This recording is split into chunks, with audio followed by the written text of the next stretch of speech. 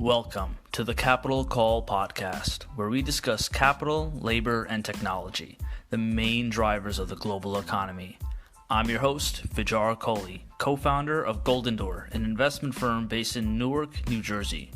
We hope you enjoy today's topic as we expand on the ideas of capitalism and economics. Okay. Sure. All right. Welcome, everybody, to the Capital Call podcast. I'm your host, Vijar Kohli. Here we discuss capital, labor, and technology, the main drivers of the global economy. Our guest today is Raghu, a renowned technologist in the New Jersey local area. He's been a charter member with me and Thai community for the last 20 years. He's covered a variety of areas in the world of technology, from startups to exits, and now advises and builds other companies from cyber to bio. So Raghu, welcome. Thank you for joining. Glad to be here. Look forward to participating in this. Thank you. So why don't you give us a quick background of what you've done in the last 20 years since when you started your career, how it's kind of evolved, and where you are today, and what projects you're working on. Sure. I started out, after getting my master's in computer science, I went to the Washington, D.C. area. I was working with a startup. Again, my life has been, every time there's been a discontinuity, I end up coming out better, which is say something for opportunities, even though, things don't look good. That's the times when I've had a real uptick in my life, Right. So the first one was, when the PCs came out, right? And so everybody said all jobs are going to be gone and all that. So I graduated my master's in 1986 when the IBM 80 came out. Yeah. And we were doing all this, for library systems, for all libraries, global libraries. We did their indexing of all their catalogs and fit it on a PC. What used to, take like floors of, spaces, right? So we put it later on CD-ROM, and I was kind of got into this electronic publishing work.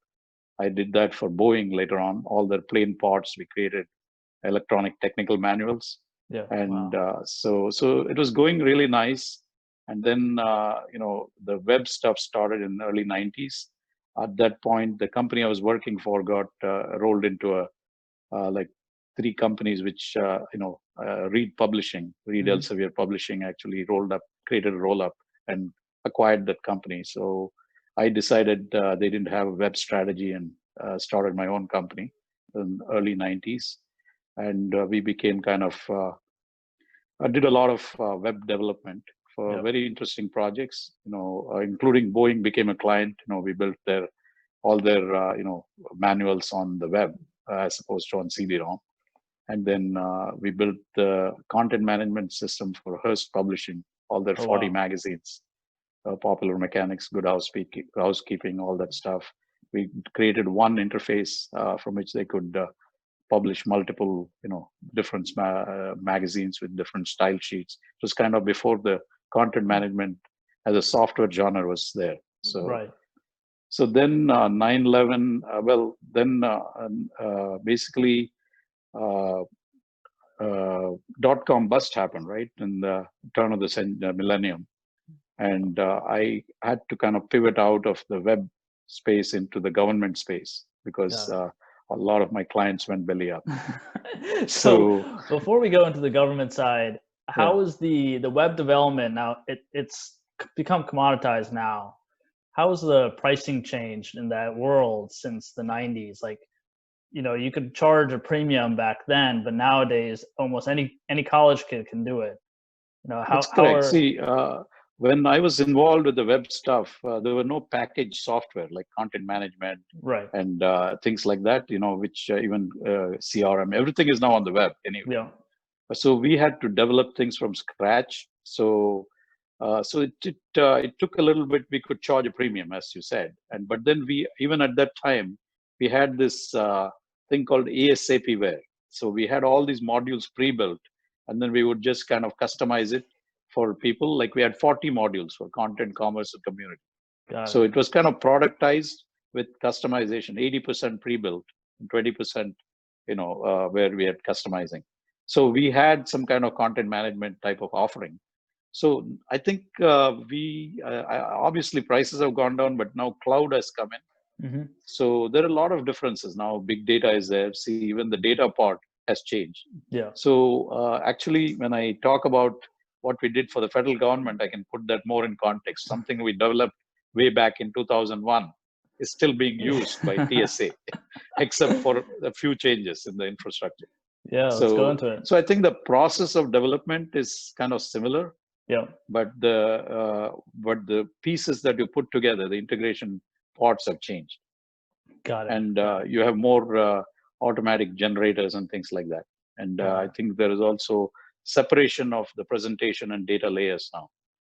It all used to be done by the same people before. It's a little bit more sophisticated now. Right, The UX people are different than the database people. Yeah, yeah. So, Those terms didn't exist back then. correct, exactly. So what did you do in the world of government technologies then?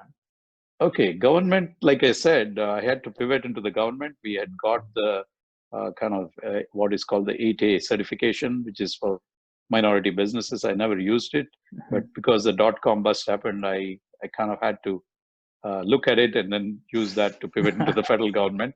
It was good because I got a very, very good opportunity to. The federal government got a grant from Berkeley, professor at Berkeley, Eric Brewer. It was called the Inktomi search engine, which was a second generation search engine after the kind of Excite, Lycos, Yahoo world. Yeah. The second generation search engine, but before Google.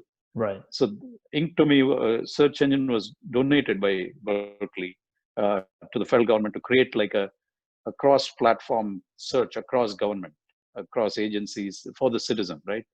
So this happened just at the after the dot-com bust, right?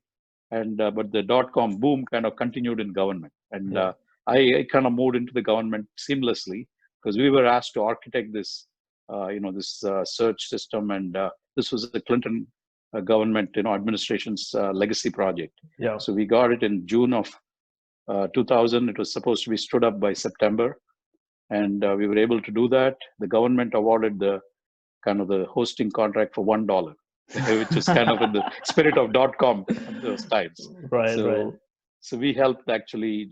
We became an inside trusted advisor in the government. I was kind of like a CTO for OMB, Office of Management and Budget, and we from then on did about 14 e-government initiatives, which ran across all lines of government from the point of the citizen.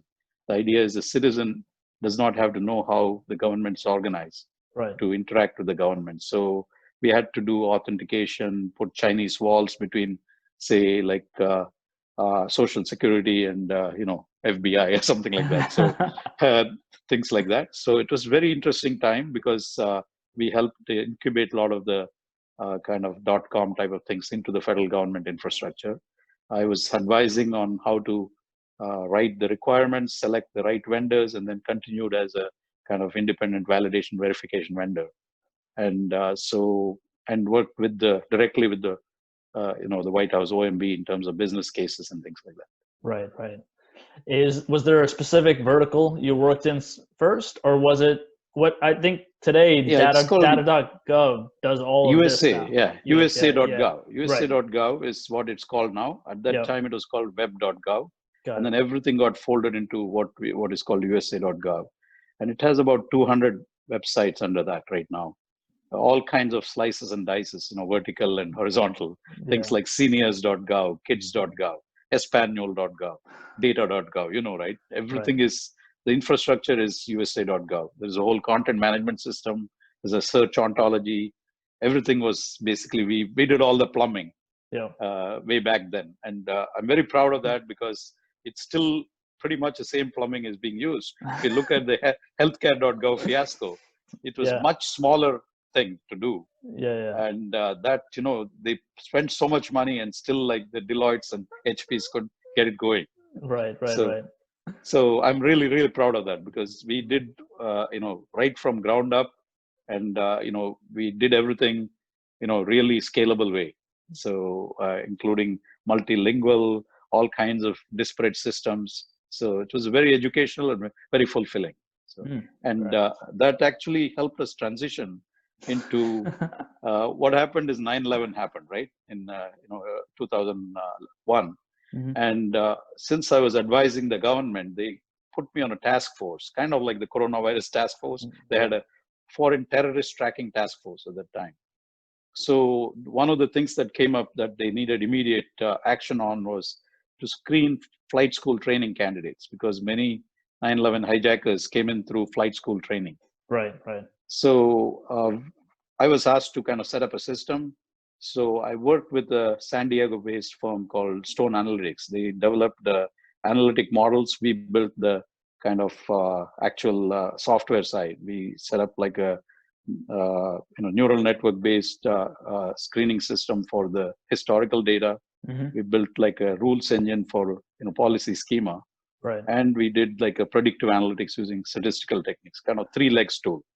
And that they were very impressed. We were able to pull out all the 19 hijackers, and so Wow. since then it kind of became like at that time we did this for Department of Transportation, and then TSA was formed. So Got it. TSA kind of adopted it, and then when Homeland Security was formed, it became an office in the TSA called Office of Credentialing and Vetting.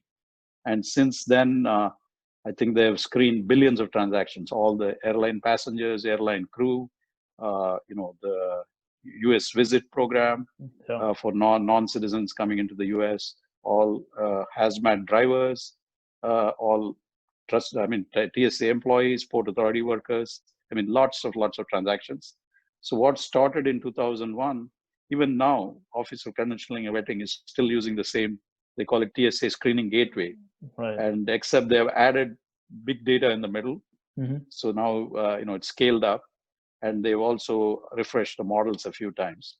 And initially they just were using our software, right? And Lockheed was running the actual operations part of it in Colorado Springs. And then in 2004 we lobbied the government, and were able to make that operations contract a small business procurement. Mm. And then we were able to win it with Lockheed and IBM as our sub. And it was like one of the largest small business awards by TSA at that time, about $250 million Wow. award. Wow. And we subsequently won that. First was 2004, and then we Yeah. won it in 2008, 2012, and 2016. Okay. And then I sold the company in 2017. Wow. The company was called InfoZen, and now it is sold to Mantech Federal, which is based in Virginia. Got it. Got it. Wow. So what are your thoughts on the current TSA? Everything's changed in the world of travel and hospitality. Now we have an additional layer of security that we have to worry about now. So Absolutely. Like I was saying, right? Every time there is this kind of crisis, new technologies come. I mean, there's a lot of bad things, but there's also opportunity for good things. right. And at this point, just like after 9/11, they set up the Patriot Act, and they obviously how the whole airport screening became totally different from what it used to be. If you remember, we could actually walk into the plane and Yeah. send people off before. So things have changed now. It's a different world, right? Similarly, this whole COVID-19 obviously has made us much more aware of any kind of public gathering, because we Yeah. have this whole threat of we don't know who is infected, and what stage and whatever. Yeah. So I think new frameworks are emerging. So like there are things like, for instance, there's thermal imaging technology Right. with which, when somebody enters a place, you can actually tell if they have a temperature, they're running a fever or whatever. So Mhm. you don't have to go and like scan everybody's forehead or whatever. Yeah. So these things will become commonplace because now it's become a necessity, right? So things like that, and I see that also obviously privacy laws have to be changed because we are in China they can do whatever they want. It's very Yeah. tough to Yeah. implement that in a free society like the US. Right. So we have to give up some of our privacy so we get obviously a security on the health side. Do you So think do you think they'll integrate vaccines and other health data when you're traveling locally or abroad now? absolutely. If you already have, some kind of either have been vaccinated or got the disease and have immunity, those Yeah. things will obviously you will be able to, if you're able to show that, it will give you better, faster access or whatever Right, right, to right. through the screening process. Right, right. So, which we have, it is just a different type of information. We've always had that, right? Like if Yeah. you look at Clear or whatever, you provide, you get pre-screened, and then you can get, you get screened quickly when you have to go. So Right. because you're providing information ahead of time. Since the concept is very similar, but we have to give different kinds of data, Right. to make that happen. So I think, yeah, the system is set up. It is more of people have to get used to it because we were living a certain way, and the new normal does not permit us to do those things. So it's more of a cultural acceptance that will happen. I think Right. once they make it like a, that's why they may have to do something like a Patriot Act. They may have to do something to change some of the privacy rules so it can be enforced. Because Got it. otherwise, you go to a restaurant, somebody, if they know that you're getting scanned, they may Mm-hmm. not like it. But Mm-hmm. it's just like when you go to any building now, you scan your bags, right? Like that. Right. Actually, one of the things that has been proposed is that you have on the side, like for employers, this is they will supply you with some kind of like face mask and things like that. When you Mm-hmm. go in, you kind of stick it on the side, just like you're scanning your personal belongings. It will go in and disinfect.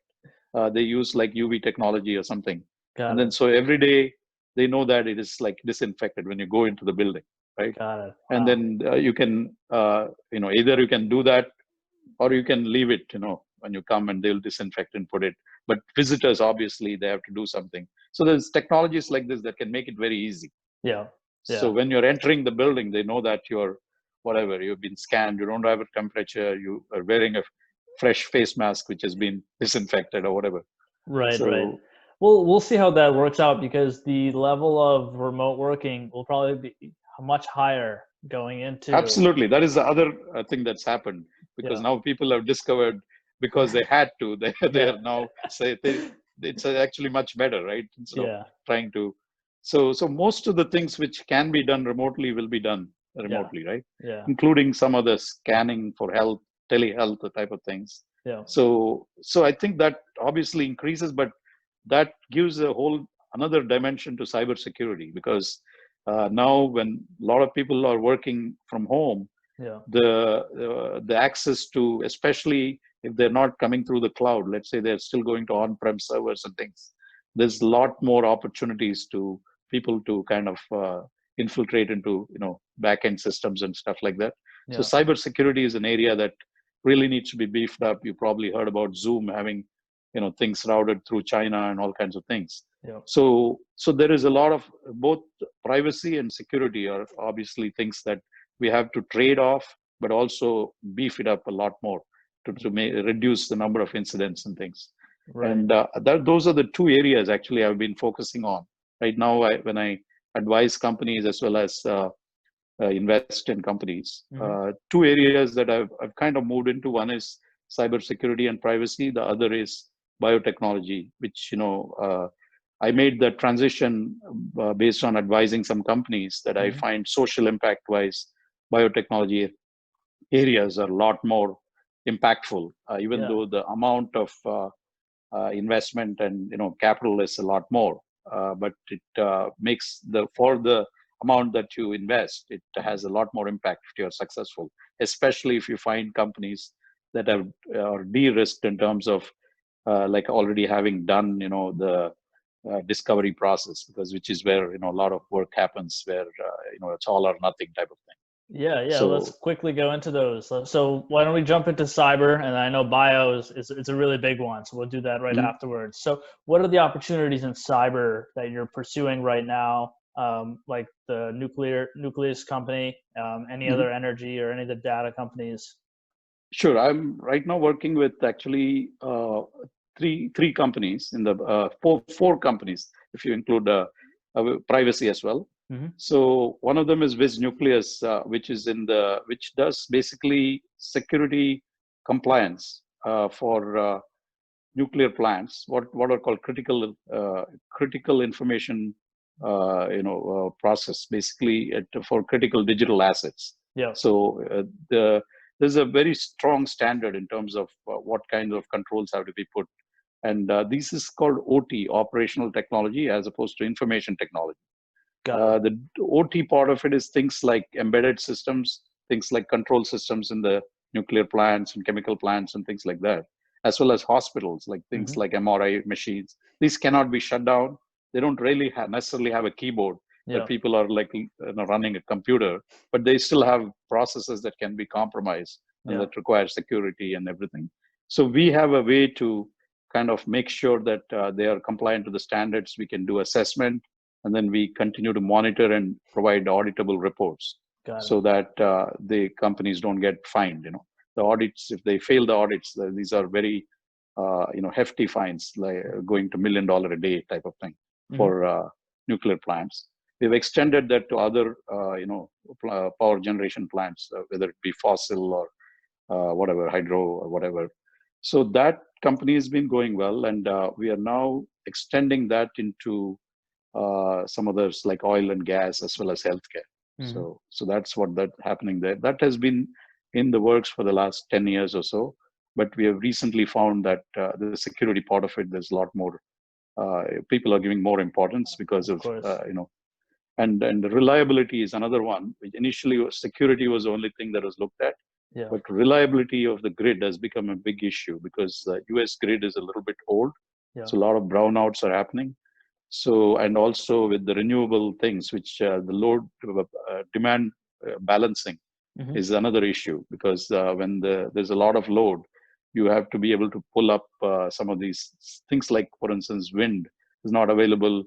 Wind is available in some places, solar is only available during the day. And so you have to kind of optimize the availability and, mix it in so that the right type of power is available, during the peak times and all that. So that is another area.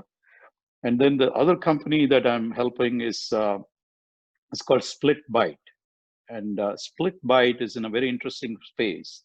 It handles basically, to use our COVID-19 analogy, see, normally most of the solutions are therapeutic, which means that after somebody is infected, you give something to cure, try to treat the infection, right? So it's therapeutic, or prophylactic, where you try to prevent the infection happening.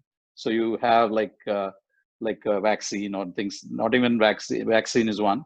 Or like you also try to do testing, right, to see if somebody is infected, and then you provide like maybe if you, before you go to India, you take malaria pills or whatever, something like that. Right. So whereas vaccines, if you have a vaccine, then you are not even, you're immune to it, right?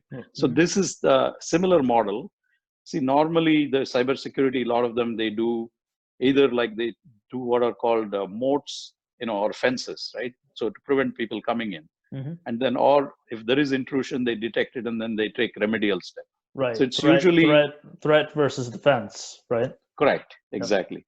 But what this company has done is that they actually immunize the data. So you even if you breach, you just get random numbers. You can't do anything with the data. So what, in short, if I were to describe it, what they do is they take the data and then they split it into multiple stores. Okay, and using something called secret sharing algorithm from Shamir, the same Shamir who's in the RSA, the S in the RSA. Got it. So they can actually, let's say, split it into 3 out of 5 stores. That means you need minimum 3 stores to restore or reconstitute your data out of 5 sites. So there is built-in redundancy. That's just an example. It could be 4 out of 7 or whatever. So you have the fault tolerance and redundancy. And then you are also immune against things like ransomware, because let's say one of the stores gets compromised by ransomware. You just take it out of your equation. You can still operate with the rest of your things. Got it. And even if another store gets infected, breached, and they get in, all they will have is random numbers. They can't do anything with the data.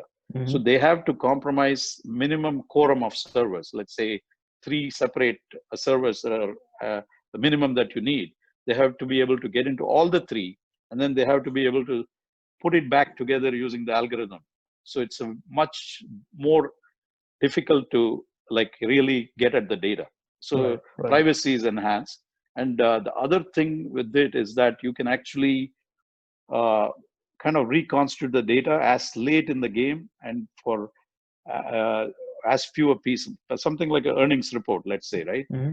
You can actually have it so that it can be assembled right on your mobile phone, Got it. so that nobody else would have even had a chance to even look at it. There's no way to leak it, Right. right? Right. So it gives you lots of choices. You can do the privacy part, you handle the data protection, and then you can also do what is called data at death, we call it. Mm-hmm. Basically, you can actually, this is like kind of tearing up your, shredding your stuff and putting it in multiple, you know, trash cans, if you will, something like that, in Yeah. a digital sense. Yeah. So you can actually put it off in different stores, and then you can have a contractual way.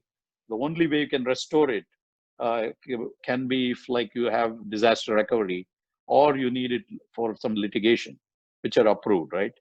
So it's a way where you can actually enforce access to the data through like a smart contract, maybe even through a third party escrow type of situation, where, Mm-hmm. because you could put one of the stores in a third party who is like, you will only let you access the data if you have a legitimate reason to get it back. Mm-hmm. So that is Splitbite. It's a startup. It has, the technology is mature.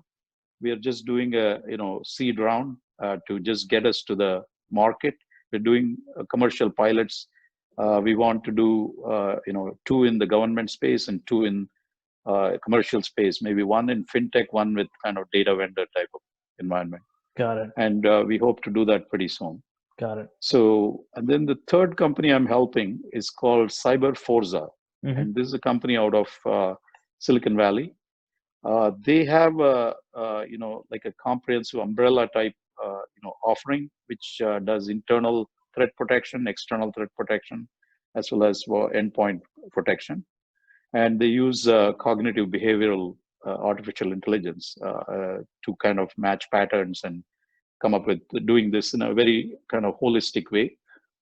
So this company again was spun out of a government environment where Lockheed did this thing for the Air Force. Yeah. And then they've like pulled it down and made it into a product.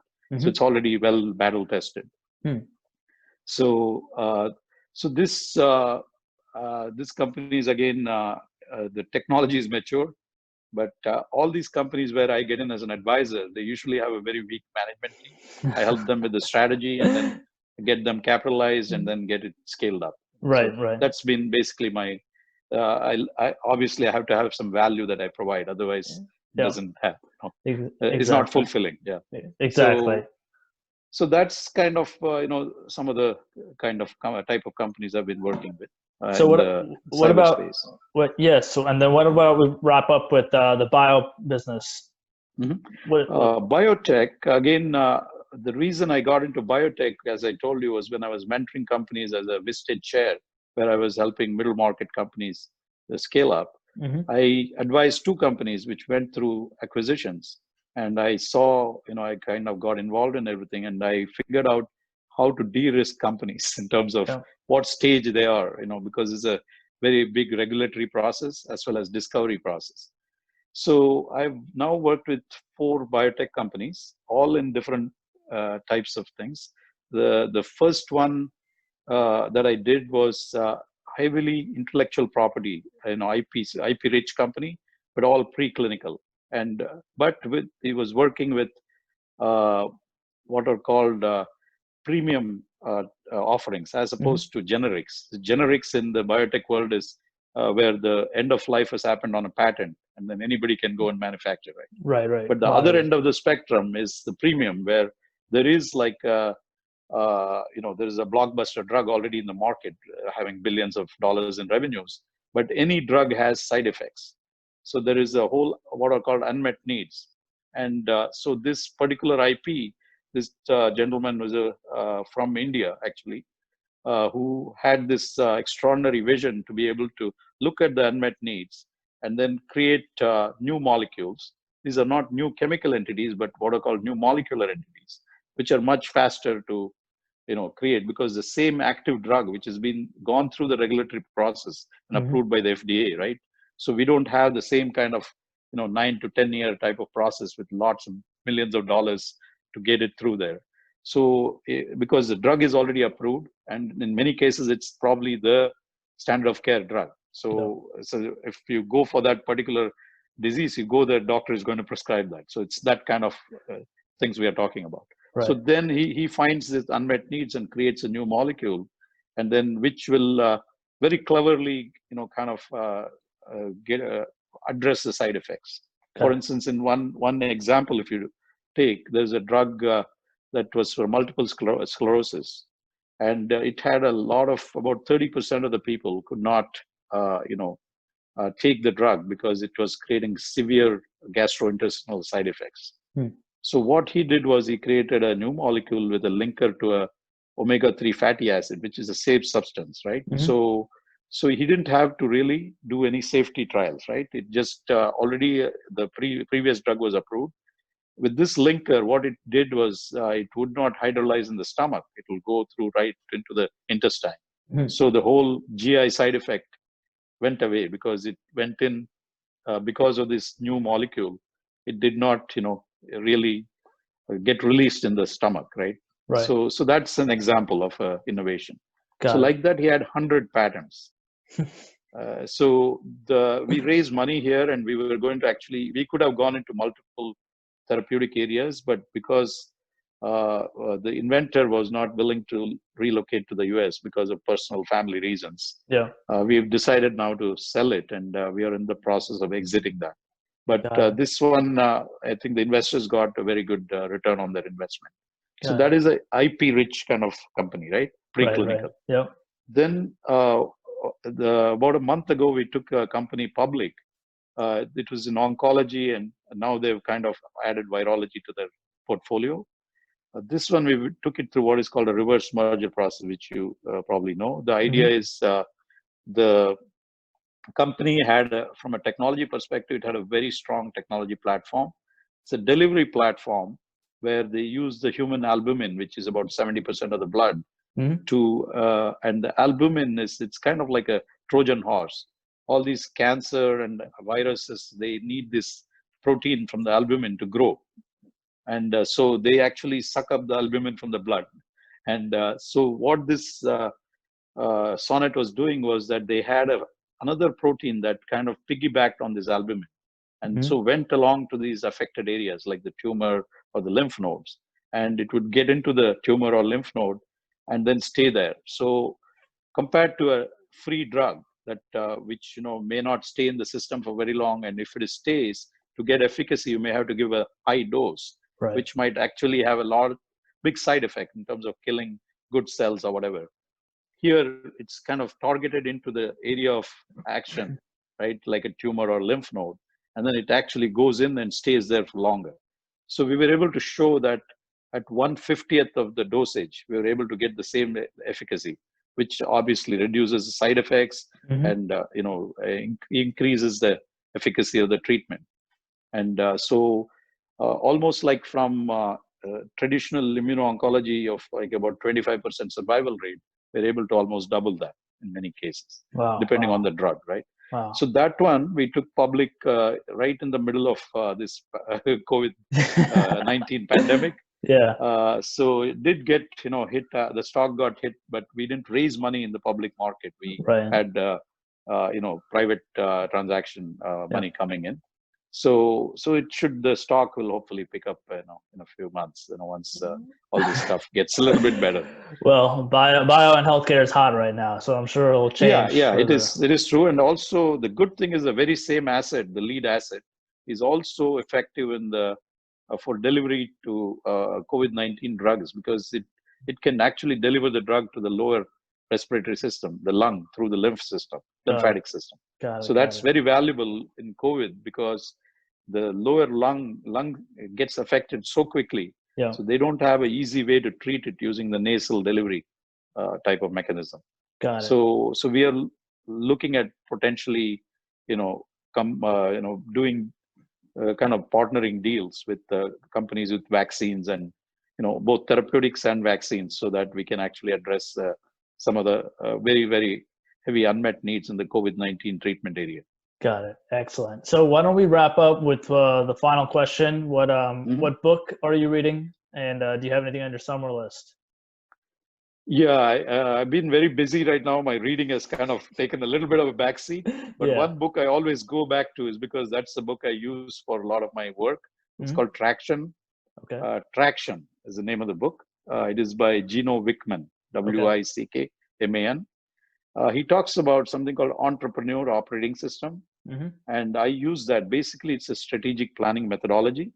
He looks at all the different types of capital: intellectual capital, financial capital, human capital, how to kind of hire people, the A players, and how to have the right people in the right seats, things like that, as well as kind of do a 3-year strategic plan, 1-year execution plan, and then 1-year operational plan, I would say, and then 90-day quarterly execution plan. Right. So I actually, I kind of, every company that I, I'm investing or advising, I get them to adopt it. So I end up going back to that book every time. I buy new copies every time. I'll have to check that out. It sounds very similar to Andy Grove's High Output Management. It's the one I read like every other year.